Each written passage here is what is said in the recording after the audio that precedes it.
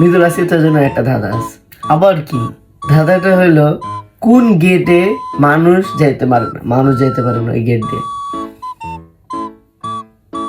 মানে যে কোনো মানুষ নাকি স্পেসিফিক মানুষ? যে কোনো মানুষ। এরকম তো কোনো গেট নাই।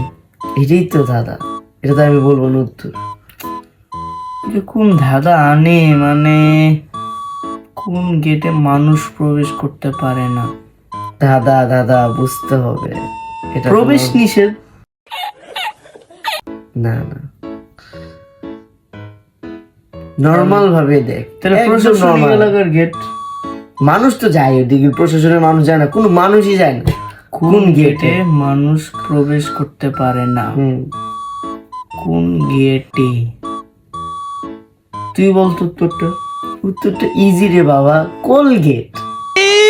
मारो मुझे मारो मारो मुझे मारो मारो नहीं ये मजाक हो रहा है एक सेकंड यार मजाक हो रहा है কোলগেট।